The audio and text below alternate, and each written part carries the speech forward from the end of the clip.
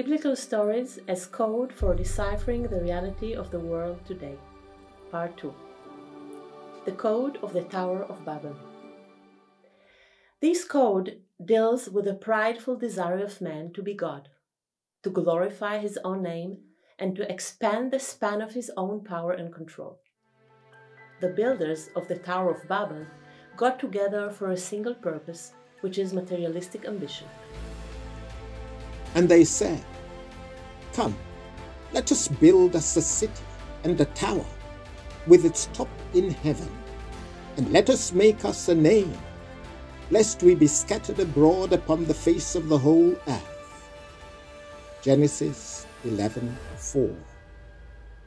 According to this biblical story, God did not view favorably the buildings of the city and the tower, and consequently confused the languages and scattered them throughout the world. When we read this story, like other stories in the Bible, we can get the impression that God personally punishes people when their deeds are not aligned with His will. However, this view stems from an extremely low level of consciousness, whereas from an elevated level, punishment or reward does not come directly from God, but rather as a result of the laws of creation. One of the most familiar and well-known of these laws is the law of cause and effect, or by its other name, the law of reciprocal action, or the law of karma. Let me explain the difference between these two levels of consciousness and understanding with the following story. When my son Daniel was 2 years old, he loved, like many children, to shove his fingers in the electrical outlets. As a mother, I always try to encourage my children's curiosity, but of course, when their safety was at stake, I would give them a very stern look that was impossible to misunderstand. So that is the look I gave Daniel and added additional verbal warning until he abstained from touching the electrical outlets. The reason that my then 2 years old Daniel curbed his curiosity was due to his fear of being punished. However, when Daniel grew up, he understood that he should not put his fingers in the electrical outlets, not because his mom would get angry and punish him, but because he might get electrocuted. Similarly, we have to read all the biblical stories and understand that they were written on the level that was appropriate for humanity in its infancy. Though now, as humanity must mature, we have to understand them at their highest level. That is, we have to raise the consciousness level from the childish understanding that God punishes or rewards us personally to the level of mature understanding that the will of God is expressed in creation through His laws, which automatically work for the better. Thus, going back to the story of the Tower of Babel, we must understand the punishment that is described in the Bible not as a personal punishment by God, but as a direct consequence to the actions of the tower's builders.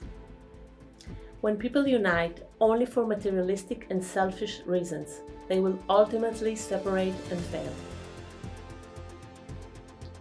Egotism and materialism lead every group of people to a state of narrow-mindedness, which will ultimately be marked with a complete lack of communication and understanding. This is the high spiritual explanation as to why the builders of the Tower of Babel could not hear or understand each other, and the reason their path separated without fulfilling their project. However, when a union is formed for a higher purpose that lies beyond the individual aspiration, then communication and a harmonious and blessed undertaking can exist even when there are differences in languages or culture. Construction or destruction, unity or separation are all concepts pertaining not only to large human enterprises or projects, but also to all relationships among people, including the intimate personal relationship between husband and wife. In the Hebrew language, the meaning of the word marriage is to rise up, to ascend. Therefore, only a couple who has a noble common goal and who grow and march together toward the light will be blessed with strong communication, harmony, fulfillment, and joy, and will be rightfully considered a married couple. On the other hand, all the couples therapy in the world will not bring about true happiness if the couple does not have a common noble spiritual goal, which lies beyond the mere fulfillment of selfish personal wishes and desires. This is so because true love emanates from the Spirit, and is therefore eternal. True love has nothing to do with falling in love, which lies in feelings, and is therefore fleeting. The opposite message to the code of the Tower of Babel can be seen in the story of the apostles who, after the death of Christ, assembled at the temple to celebrate the holiday of Pentecost. According to the New Testament, a great gust of wind brought with it tongues of fire, which parted and rested on the heads of the students.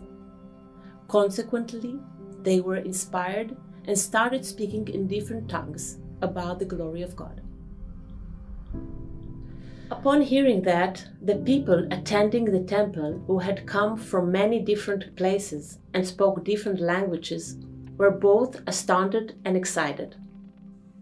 And they were all amazed and marveled, saying one to another, Behold, are not all these which speak Galileans? And how hear we every man in our own tongue, wherein we were born?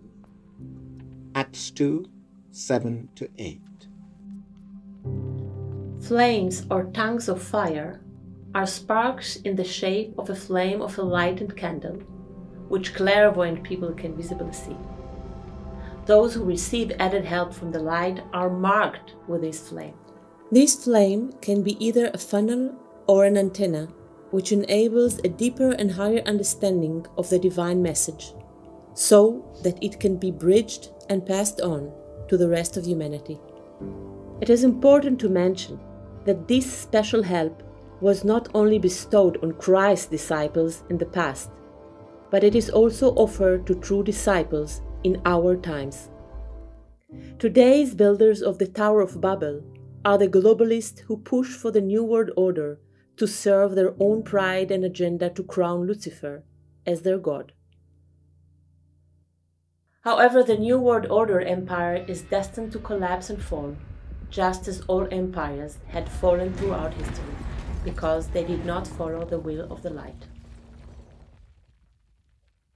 The new divine order that is now descending upon humanity will be ushered in only by those human spirit who have purified themselves from their own selfish wishes and desires and only seek to reach the noble goal that God's will be done on earth as it is in heaven.